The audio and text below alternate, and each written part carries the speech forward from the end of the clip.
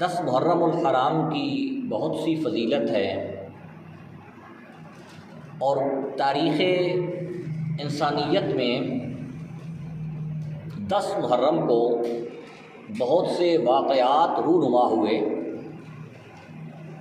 جن میں کتب میں لکھا ہے کہ 10 محرم کو حضرت نوح علیہ السلام کی کشتی طوفان کے بعد، سیلاب کے بعد جب پہاڑ کے اوپر جا کر ٹھہری تو وہ 10 محرم کا دن تھا۔ اللہ کے نبیوں پر آزمائشیں آئیں، تکالیف آئیں۔ حضرت یونس علیہ السلام مچھلی کے پیٹ میں اللہ کے حکم سے گئے اور پھر اللہ کے حکم سے واپس آئے۔ جب حضرت یونس علیہ السلام مچھلی کے پیٹ سے باہر آئے، وہ دن بھی 10 محرم الحرام کا تھا۔ حضرت ابراہیم علیہ السلام کی ولادت کے بارے میں بھی مورخین یہ لکھتے ہیں کہ آپ کی ولادت 10 محرم الحرام کو ہوئی۔ حضرت عیسیٰ علیہ السلام کی ولادت کے بارے میں بھی لکھتے ہیں کہ ان کی ولادت 10 محرم الحرام کو ہوئی۔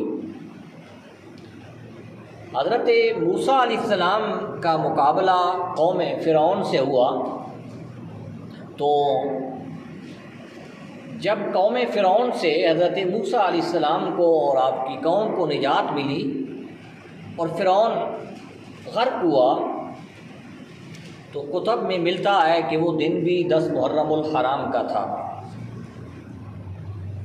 10 محرم الحرام کو نواسہ رسول، شہزادہ رسول، سید الشہداء حضرت امام حسین رضی اللہ تعالی عنہ نے اللہ کے حضور اسلام کی سربلندی اور دین کی بقا کے لیے ایسی بے مثال قربانی پیش کی جو تاریخ انسانیت میں ایسی مثال نہیں ملتی۔ حضرت امام حسین رضی اللہ تعالی عنہ کی شہادت کو جو شہرت حاصل ہوئی ہے، اس کی وجہ بھی یہی ہے کہ آپ رضی اللہ تعالی عنہ نے بے مثال شہادت اللہ کے حضور پیش کی ہے۔ باقی شہداء بھی ہیں، لیکن شہیدوں میں سے جب کبھی بھی تذکرہ ہوتا ہے تو حضرت امام حسین کی شہادت کا تذکرہ لازمی ہوتا ہے۔ آج کی اس گفتگو میں حضرت امام حسین کے وہ مناقب، وہ فضائل جو صحیح احادیث میں بیان کیے گئے ہیں، ان کو ذکر کروں گا۔ حضرت امام حسین کے فضائل اور مناقب کے بارے میں بہت سی روایات بیان کی جاتی ہیں جو موضوع اور من گھڑت ہیں۔ لوگوں نے کسی کتاب میں ذکر کر دیا، بس لوگ عام خطباء جو ہیں اس کو بیان کر دیتے ہیں۔ اس میں کوئی شک نہیں، دو رائے ہی نہیں کہ آپ شہید ہوئے، آپ کا خاندان شہید ہوا، آپ کی اہل بیت نے اور آپ کے گھر والیوں نے بہت بڑی قربانی دی، تکالیف اٹھائیں، مصیبتیں برداشت کی۔ لیکن ایسی روایات بیان کی جاتی ہیں جو ایک طرف تو اہل بیت کی شان میں بے ادبی اور گستاخی ہیں، اور دوسری طرف ان روایات کی کوئی سند نہیں، کوئی دلیل نہیں، کوئی ان کا سر نہیں، کوئی پاؤ نہیں۔ عام واعظین اور مقررین ان کو بیان کر دیتے ہیں۔ رسول اکرم صلی اللہ علیہ وسلم نے موضوع اور من گھڑت حدیثوں کے بارے میں کیا فرمایا کہ من کذب علیہ متعمدا، کہ جس شخص نے مجھ پر جان بوجھ کر جھوٹ کا تہمت باندھی، میرے اوپر جھوٹ منسوب کیا میری طرف، تو اس کا ٹھکانہ جو ہے وہ جہنم ہے۔ یہ جھوٹی روایات بیان کر کے لوگوں کے جذبات سے اور محبت سے کھیل کر وقتی طور پر تو دنیاوی نفع بھی حاصل ہو جاتا ہے، واہ واہ بھی ہو جاتی ہے، لیکن قیامت والے دن ان کے بارے میں پوچھا جائے گا۔ تو آج انشاءاللہ وہ حدیث بیان کریں گے جو خاص طور پر کتب صحاح ستہ میں ہیں۔ ہماری کتب احادیث میں سے 6 مستند کتابیں ہیں جن کو کتب صحاح کہا جاتا ہے، صحیح ترین کتابیں۔ ان کے ہی صرف روایات کو اگر بیان کیا جائے تو حضرت امام حسین کی شان، فضائل اور مناقب اس میں سے ہی ختم نہیں ہوتے۔ حضرت امام حسین کی ولادت مبارک 5 شعبان المعظم 4 ہجری کو ہوئی، اور حضرت امام حسین کے القابات بہت سے ہیں۔ آپ کا ایک لقب سید الشہداء ہے، ایک لقب ابن علی ہے، آپ حضرت علی المرتضیٰ کے بیٹے ہیں۔ سبط رسول آپ کا لقب ہے، رسول اللہ صلی اللہ علیہ وسلم کے نواسے ہیں۔ ایک لقب آپ کا ریحانۃ الرسول، ریحان پھول کو کہا جاتا ہے، کلی کو کہا جاتا ہے، خوشبو کو کہا جاتا ہے۔ آپ رسول اکرم صلی اللہ علیہ وسلم کا پھول ہیں۔ ایک لقب آپ کا سید و شباب اہل الجنہ ہے کہ آپ جنتی جوانوں کے سردار ہیں۔ یہ وہ لقب ہیں جو خود رسول اللہ صلی اللہ علیہ وسلم نے یا صحابہ کرام نے بیان کیے ہیں کہ آپ نے فرمایا کہ حسن اور حسین جنتی جوانوں کے سردار ہیں۔ حسن اور حسین جنتی جوانوں کے سردار ہیں۔ کسی کو دنیا کی سیادت ملتی ہے، کسی کو دنیا کی ایک خطے کی حکومت ملتی ہے، ایک ٹکڑے کی۔ پاکستان ایک خطہ ہے، سعودی عربیہ ایک خطہ ہے، اس ٹکڑے کی حکومت ملتی ہے۔ یہاں لوگ ہم سے جو پہلے آئے وہ مر گئے، بعد میں آئیں گے، ان پر وہ حکومت نہیں کر رہے۔ چند دنوں کی، چند سمجھیں کہ مربوں کی حکومت ملتی ہے، سرداری ملتی ہے۔ حضرت امام حسین کو رسول اللہ نے جنت کے جوانوں کا سردار قرار دیا ہے۔ جتنے لوگ آدم علیہ السلام سے لے کر آخری انسان تک، قیامت تک جتنے لوگ جنت میں جائیں گے، ان سب لوگوں کے سردار حضرت امام حسین ہیں۔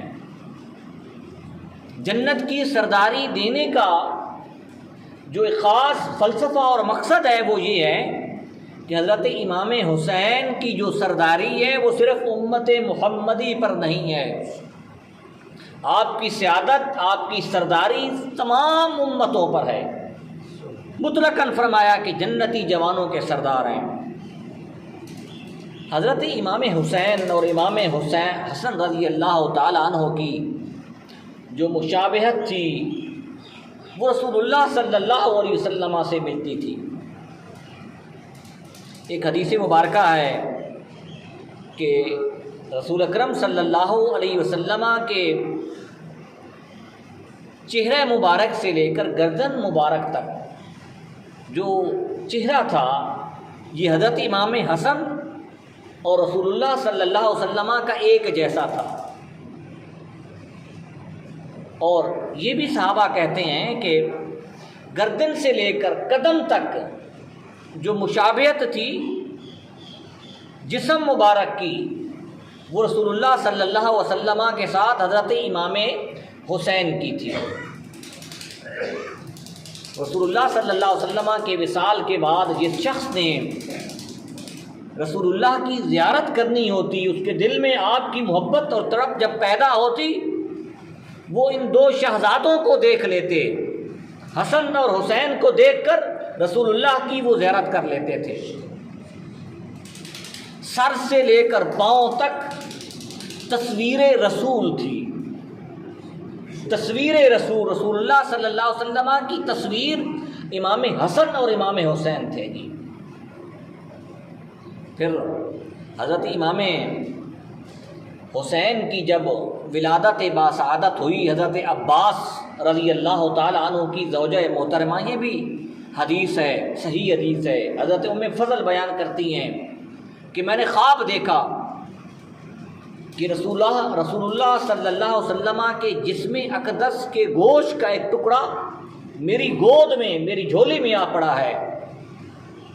میں حیران ہو گئی، پریشان ہو گئی کہ رسول اللہ صلی اللہ علیہ وسلم کے جسم اقدس کا گوشت مبارک کا ٹکڑا میری جھولی میں کیسے آ گیا۔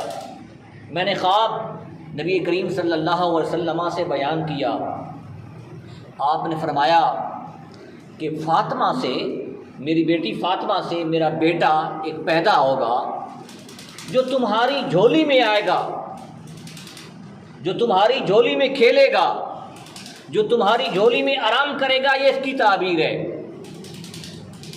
کچھ دنوں کے بعد حضرت امام حسین کی ولادت ہوئی، اور حضرت ام فضل بیان کرتی ہیں کہ وہ رسول اللہ صلی اللہ علیہ وسلم نے جو خواب کی تعبیر بیان کی تھی وہ میرے ذہن میں تھی، اور جب حضرت امام حسین میری جھولی میں آئے تو مجھے یوں محسوس ہوا کہ رسول اللہ صلی اللہ علیہ وسلم کے جسم کا ٹکڑا جو ہے میری جھولی میں آ گیا ہے۔ حضرت ام فضل بیان کرتی ہیں کہ ایک دن میں حضرت امام حسین کو اپنی جھولی میں لے کر بیٹھی تھی تو نبی کریم صلی اللہ علیہ وسلم نے وہیں یہ فرمایا کہ اس میرے بیٹے کو میری امت کے لوگ جو ہے وہ شہید کر دیں گے جی۔ یہ حضرت ام فضل کو آپ نے بیان کر دیا۔ اور پھر جب نبی کریم صلی اللہ علیہ وسلم پیدا ہوئے تو پیدا ہونے کے بعد بچے کو ایک پہلی خوراک دی جاتی جس کو ہم اپنی زبان میں گھٹی کہلاتے ہیں۔ حضرت امام حسین کو جو پہلی گھٹی ملی ہے، پہلی خوراک ملی ہے، وہ رسول اللہ صلی اللہ علیہ وسلم کا لعاب مبارک تھا جی، آپ کی تھوک مبارک تھی جی۔ یہ میری اور آپ کی تھوک جو ہے یہ غلیظ ہے، غلاظت ہے، گندگی ہے۔ رسول اللہ صلی اللہ علیہ وسلم کی زبان سے اور منہ سے جو لعاب مبارک نکلتا تھا اس کی کیا شان ہے کہ حضرت علی کی آنکھیں خراب ہو جاتی ہیں، آپ کا لعاب لگایا جاتا ہے، وہ آنکھیں ٹھیک ہو جاتی ہیں۔ حضرت جابر کے گھر میں نبی کریم صلی اللہ علیہ وسلم نے صحابہ کرام کی دعوت کی ہوئی تھی، سب کو بلا لیا، تھوڑا سا سالن تھا، وہ لعاب مبارک سالن میں ڈالا، وہ سالن جو ہے 1400 صحابہ کو پورا ہو گیا۔ وہ لعاب مبارک تھا، وہ پہلی خوراک حضرت امام حسین کے پیٹ میں گئی، اور رسول اللہ صلی اللہ علیہ وسلم کا جو لعاب مبارک ہے وہ پاک ہے، مطہر بھی ہے، مطہر بھی ہے، خود بھی پاک ہے، آگے پاک کرنے والا ہے۔ یہی وجہ ہے کہ یہ بھی ایک سنت ہے کہ اگر گھر میں بچہ یا بچی پیدا ہو جائے تو کسی نیک بندے سے پہلی خوراک جو ہے وہ دلائی جائے جی، بزرگ سے جی، بڑے آدمی سے، نیک آدمی سے، جو بھی فیملی میں اس وقت میسر ہو، یہ پہلی خوراک جو ہے یہ اس طریقے سے ایک نیک بندے سے دلوانا یہ سنت ہے جی، اور اس کی بڑی تاثیر ہوتی ہے۔ اور جب انسان بڑا ہوتا ہے تو اس کے بعد اس جو پہلی خوراک ہے اس کا بڑا اثر ہوتا ہے، اور یہ اثر حضرت امام حسین کا کیا ہوا کہ آپ نے، حضرت امام حسین نے کبھی زبان سے جھوٹ نہیں بولا، کبھی آپ نے باطل کا ساتھ نہیں دیا، حق کی خاطر آپ ڈٹے رہے۔ حضرت امام حسین کا نام آپ کو پتہ ہے، حسین۔ حضرت علی المرتضیٰ نے، یہ المستدرک امام حاکم کی روایت ہے کہ حضرت علی کے 3 صاحبزادے تھے، حضرت امام حسن، امام حسین اور حضرت محسن۔ یہ حضرت امام محسن جو تھے یہ بچپن میں تھوڑی چھوٹی عمر میں یہ فوت ہو گئے تھے جی۔ یہ 3 صاحبزادے تھے جی۔ حضرت علی المرتضیٰ نے تینوں صاحبزادوں کا نام حرب رکھا۔ حرب کا معنی ویسے جنگ ہوتا ہے، لیکن حرب چونکہ عرب کے جو قریش قبیلہ تھا ان میں بہت بڑے بزرگ تھے، ان میں اس نسبت سے حرب رکھا جی۔ نبی کریم صلی اللہ علیہ وسلم نے حضرت امام حسین، حسن اور محسن، یہ 3 نام آپ نے تجویز کیے، اور آپ نے کیا فرمایا کہ یہ 3 نام میں نے حضرت ہارون علیہ السلام کی نسبت سے رکھے ہیں۔ حضرت ہارون جو اللہ کے نبی تھے، ان کے 3 بیٹے تھے، ایک کا نام شبر، دوسرے کا نام شبیر، تیسرے کا نام مشبر۔ یہ 3 نام میں نے حضرت ہارون کے بیٹوں کی مناسبت سے رکھے ہیں۔ یہی وجہ ہے کہ حضرت امام حسین کا ایک لقب شبیر بھی ہے۔ شبیر، شبر اور مشبر، یہ 3 بیٹے حضرت ہارون کے تھے۔ اس مناسبت سے آپ نے فرمایا کہ یہ میں نے نام رکھے حسن، حسین اور محسن۔ حسن کا معنی خوبصورت، حسین کا معنی بھی خوبصورت، محسن کا معنی خوبصورتی دینے والا، احسان کرنے والا، بہت سے معنی ہیں، لغت کی کتابوں میں موجود ہیں جی۔ تو یہ شبر اور شبیر جو ہے یہ حضرت امام حسن اور امام حسین کا لقب ہے جی۔ نبی کریم صلی اللہ علیہ وسلم نے ان کا نام رکھا۔ پھر جو حضرت امام حسن اور امام حسین کی جو تربیت ہے وہ رسول اللہ صلی اللہ علیہ وسلم کے ہاتھوں ہوئی ہے۔ آپ کی اولاد، آپ کا جو خاندان ہے، آپ کی جو نسب مبارک ہے وہ حضرت فاطمہ سے چلا ہے، اور حضرت فاطمہ سے آپ کو بے پناہ محبت تھی۔ اکثر حضرت فاطمہ آپ کے گھر میں آ جاتی، آپ حضرت علی کے گھر میں جاتے جی، اور حضرت امام حسن اور امام حسین کے ساتھ آپ پیار کرتے تھے، لاڈ فرماتے تھے، ان کے ساتھ کھیلتے، ان کو چومتے تھے بھی۔ ایک صحابی کا بیان ہے کہ میں نے دیکھا کہ رسول اللہ صلی اللہ علیہ وسلم حضرت امام حسین کے ہونٹوں کو چوم رہے ہیں۔ ذرا اندازہ کریں کہ ہونٹوں کو رسول اللہ صلی اللہ علیہ وسلم چوم رہے ہیں تو وہ ہونٹ کتنے مقدس ہو گئے، کتنے بابرکت ہو گئے، جن ہونٹوں کے اوپر رسول اللہ کے ہونٹ لگ گئے ہیں جی۔ حضرت امام حسن اور امام حسین کے ساتھ رسول اللہ صلی اللہ علیہ وسلم کو بے پناہ محبت تھی۔ کتنی محبت تھی، آپ ذرا یہ روایت بھی آپ نے سنی ہوگی کہ نبی کریم صلی اللہ علیہ وسلم جمعہ کا خطبہ دے رہے تھے جی۔ یہ ہم جو عربی خطبہ بیان کرتے ہیں، رسول اللہ صلی اللہ علیہ وسلم یہ خطبہ جو تھا یہ تقریر فرمایا کرتے تھے جی۔ ہم رسول اللہ صلی اللہ علیہ وسلم کی سنت پر عمل کرتے ہیں، چونکہ ہم اجمی ہیں، عربی ہمیں سمجھ نہیں آتی، اس وجہ سے علماء تقریر پہلے کرتے ہیں اور پھر بعد میں خطبہ دے دیتے ہیں اس سنت پر عمل کرتے ہوئے جی۔ آج بھی اگر عربی میں آپ مکہ میں یا مدینہ میں آپ خطبہ سنیں تو وہاں جو ہے وہی تقریر، وہی خطبہ ہوتا ہے۔ رسول اللہ صلی اللہ علیہ وسلم جمعہ کا خطبہ دے رہے تھے، حضرت امام حسین آئے، آپ لڑکھڑا رہے تھے، گر رہے تھے۔ نبی کریم صلی اللہ علیہ وسلم ممبر سے اترے اور حضرت امام حسین کو اٹھا کر اپنی جھولی میں بٹھا دیا اور کیا فرمایا، انما اموالکم واولادکم فتنہ، کہ بے شک مال اور اولاد تمہارے لیے فتنہ ہے، آزمائش ہے۔ یہ نبی کریم صلی اللہ علیہ وسلم نے یہی کچھ کہہ دیا اور پھر آپ نے خطبہ آگے جاری کر دیا جی۔ بتانا یہ تھا جی کہ یہ اولاد آپ کے لیے یہ باعث ثواب اور باعث جنت بھی بن سکتی ہے، یہی اولاد فتنہ بھی بن سکتی ہے، دوزخ میں جانے کا سبب بھی بن سکتی ہے اگر اس کی صحیح تربیت نہ کی جائے۔ نبی کریم صلی اللہ علیہ وسلم کو بہت پیار تھا جی، ایک مرتبہ حضرت امام حسن اور امام حسین کھیل رہے ہیں آپس میں، بچے جیسے کھیلتے ہیں جی۔ نبی کریم صلی اللہ علیہ وسلم نے حضرت امام حسن کو کہا شاباش شاباش، تھپکی دی، جیسے حوصلہ افزائی جس کو ہم واہ واہ کہتے ہیں جی، دے دی جی۔ حضرت فاطمہ بیٹھی تھی، اور آپ کو پتہ ہے کہ ماؤں کے آنکھوں میں سب بیٹے برابر ہوتے ہیں جی۔ حضرت فاطمہ نے عرض کی یا رسول اللہ، آپ نے امام حسن کو تو شاباش دی ہے، ان کی تو حوصلہ افزائی کی ہے، امام حسین کی حوصلہ افزائی کیوں نہیں کی؟ آپ نے کیا فرمایا؟ آپ نے فرمایا کہ اے فاطمہ، تم کو نہیں پتہ کہ حضرت امام حسین کو جو شاباش دینے والے ہیں وہ حضرت جبریل امین ہیں۔ ذرا اندازہ کیجئے کہ حضرت امام حسن اور امام حسین بچپن میں کھیل رہے ہیں، یہ صرف اور صرف اتنے اعزازات اور اتنا عزت اور حوصلہ افزائی فرشتوں کی طرف سے اس وجہ سے مل رہی ہے کہ حضرت امام حسین نے بڑے ہو کر جو اسلام کی خاطر کارنامہ ادا کرنا ہے وہ کسی اور نے نہیں دینا جی۔ یہ اتنی فضیلت اور مناقب اور فضائل کس وجہ سے ہیں؟ اس کی آخر وجہ کیا ہے؟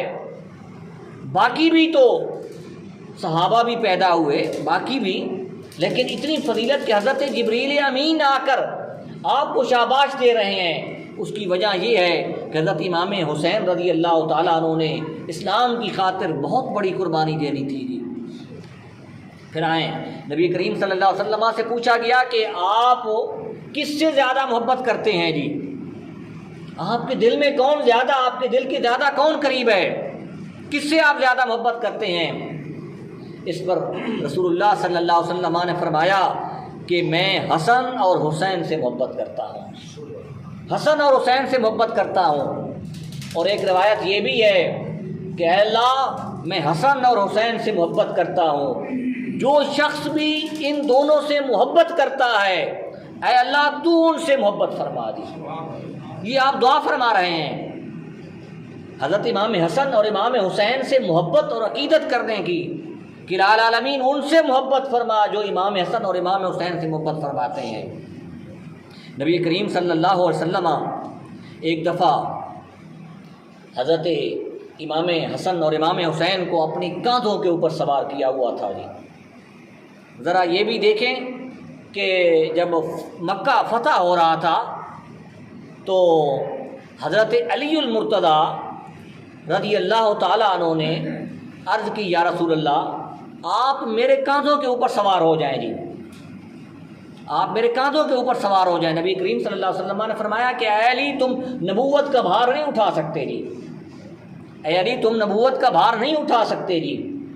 حضرت علی کو بھی کاندھوں پر سوار کیا، پھر آپ کے دونوں بیٹوں کو بھی آپ نے اپنے کاندھوں کے اوپر سوار کیا، کندھوں کے اوپر۔ کسی صحابی نے کیا کہا؟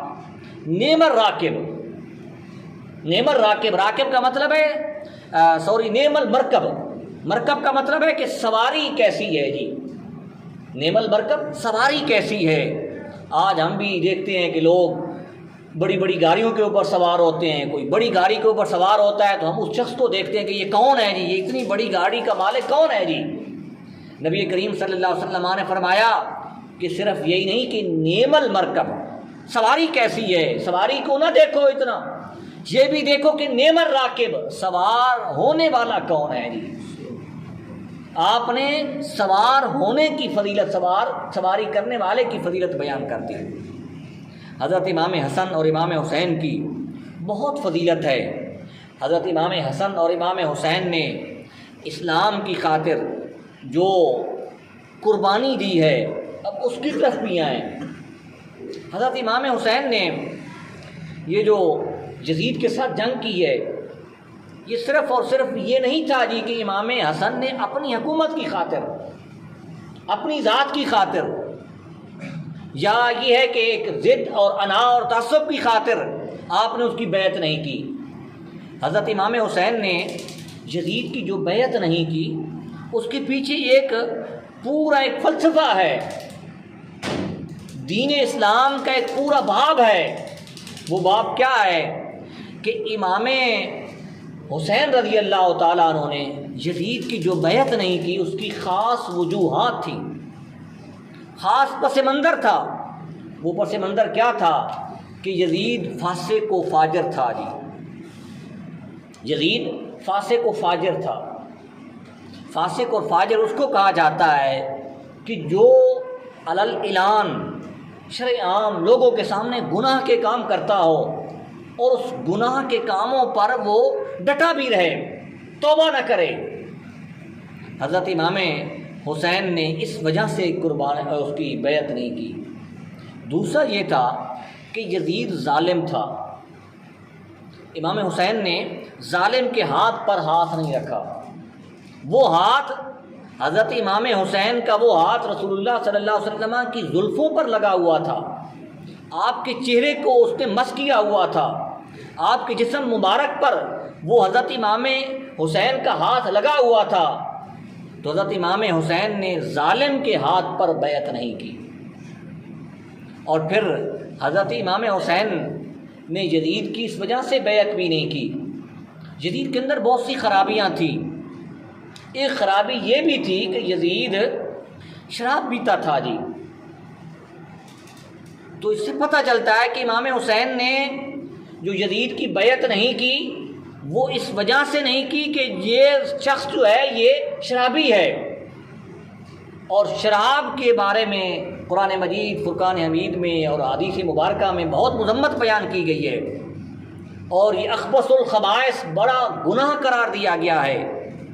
یہ امام حسین نے ان وجوہات، اور پھر آپ کو پتہ چل کہ اگر یزید یہ تخت پر آ گیا اور اس طریقے سے فاسقوں اور فاجروں کی یہ حکومت پھر جاری و ساری رہی، یزید کا کسی نے مقابلہ نہ کیا، تو پھر کیا ہوگا کہ رہتی دنیا تک قیامت تک حق اور باطل کے درمیان فرق ختم ہو جائے گا۔ حق اور باطل کے درمیان فرق پیدا کرنے کے لیے حضرت امام حسین نے یزید کے ہاتھ پر بیعت نہیں کی۔ حضرت امام حسین کو کون سی مجبوری تھی؟ بیعت کر لیتے، مدینہ میں رہتے، مکہ میں رہتے، حجاز میں رہتے، یزید کی طرف سے آفر تھی، حتیٰ کہ کتب میں یہ بھی لکھا ہے کہ ابن زیاد کی طرف سے بھی آفر کی گئی کہ آپ اگر بیعت کر لیں جو چاہیں آپ، ہم آپ کی ہر آفر کو قبول کرنے کے لیے تیار ہیں۔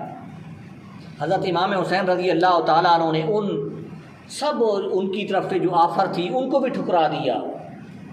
اس کا مطلب یہ ہے کہ امام حسین رضی اللہ تعالیٰ عنہ کسی منصب کے لیے، کسی حکومت کے لیے وہ یہ جنگ نہیں کر رہے تھے، بلکہ اسلام اور کفر کے درمیان جو چیزیں فرق کرنے والی ہیں ان وجوہات کی بنیاد پر آپ ان سے جنگ کر رہے تھے۔ حق اور باطل کو واضح کرنے کے لیے اگر امام حسین ایسی قربانی پیش نہ کرتے تو ہو سکتا ہے کہ آج حق اور باطل کا نام بھی نہ لیا جاتا۔ حضرت امام زین العابدین کا ایک روایت ہے کہ جب حضرت امام حسین رضی اللہ تعالیٰ عنہ کو یہ خبر ملی کہ یہ یزید کی فوج جو ہے یہ ہمیں قتل کر دے گی، شہید کر دے گی، تو حضرت امام زین العابدین نے اپنے والد گرامی سے ایک سوال کیا۔ کیا پوچھا کہ ابا جان ہمیں یہ بتائیں کہ کیا ہم حق پر نہیں ہیں؟ یہی سوال کیا کہ کیا ہم حق پر نہیں ہیں؟ حضرت امام حسین کی طرف سے جواب ملا کہ ہم حق پر ہیں جی۔ حضرت امام زین العابدین نے پھر آگے جو جواب دیا ہے وہ سننے کے قابل ہے جی۔ فرمایا کہ اے ابا جان اگر ہم حق پر ہیں تو پھر ہمیں اس حق پر موت بھی آ جائے، شہادت بھی مل جائے تو ہم اس سے پیچھے نہیں ہٹیں گے جی، اگر ہم حق پر ہیں جی۔ تو امام حسین رضی اللہ تعالیٰ عنہ نے حق کا علم بلند کرنے کے لیے اتنی بڑی قربانی دی ہے جی۔ پھر نبی کریم صلی اللہ علیہ وسلم کی بہت سی احادیث مبارکہ سے یہ پتہ چلتا ہے کہ آپ کو شہید کر دیا جائے گا جی۔ ایک روایت یہ بھی ہے کہ نبی کریم صلی اللہ علیہ وسلم گھر میں موجود تھے جی، قبر مبارک میں موجود تھے کہ ایک فرشتہ آیا، اس نے آپ کو یہ بتلایا۔ ایک روایت حضرت جبریل کی ہے، ایک روایت مطلق فرشتے کی ہے۔ حضرت جبریل آئے، اس نے کہا کہ یا رسول اللہ آپ کی امت نے آپ کے نواسے کو شہید کر دینا ہے۔ اور وہ مٹی جہاں پر حضرت امام حسین کو شہید کر دیا جانا تھا، وہ مٹی بھی فرشتوں نے رسول اللہ کی بارگاہ میں پیش کر دی، اور نبی کریم صلی اللہ علیہ وسلم نے وہ مٹی حضرت ام سلمہ کے حوالے کر دی۔ فرمایا کہ جس دن یہ مٹی سرخ ہو جائے اس دن یوں سمجھنا کہ میرے نواسے کو میری امت کے لوگوں نے شہید کر دیا ہے۔ اور وہ مٹی حضرت ام سلمہ کے پاس موجود رہی، وہ اسی دن سرخ ہوئی جس دن حضرت امام حسین کو شہید کر دیا گیا۔ حضرت عباس کہتے ہیں کہ 10 محرم الحرام کا دن تھا جی، میں نیند میں تھا، مجھے خواب آیا، میں کیا دیکھتا ہوں کہ نبی کریم صلی اللہ علیہ وسلم کا چہرہ مبارک گرد آلود ہے جی، آپ کے چہرے مبارک پر پریشانی کے آثار ہیں، مٹی اور خاک آپ کے سر پر، داڑھی مبارک پر، جسم مبارک پر ہے، نبی کریم صلی اللہ علیہ وسلم پریشان ہیں جی۔ جب میں بیدار ہوا پھر مجھے بعد میں پتہ چلا جی کہ آج کے ہی دن حضرت امام حسین کو شہید کر دیا گیا ہے۔ حضرات محترم، نبی کریم صلی اللہ علیہ وسلم کی صحیح حدیث سے یہ بات بھی ثابت ہوتی ہے کہ آپ شہید اسلام ہیں، سید الشہداء ہیں۔ حضرت امام حسین سے محبت اور عقیدت کا جس لحاظ سے بھی آپ محبت کریں، اور کچھ نہیں محبت کر سکتے کہ 2 رکعت نماز نفل پڑھ لیں جی، 1000 مرتبہ 100 مرتبہ درود شریف پڑھ لیں جی، حضرت امام حسین کے نام پر کوئی آپ صدقہ کر سکتے ہیں، لنگر چلا سکتے ہیں، وہ چلا دیں، لیکن ایک بات یاد رکھیں کہ حضرت امام حسین نے جس مقصد کی خاطر یہ قربانی دی اس مقصد کو نہیں بھولنا جی۔ آج ہم دیکھتے ہیں جی کہ حضرت امام حسین کے ساتھ محبت اور عقیدت کے مختلف وہ اظہار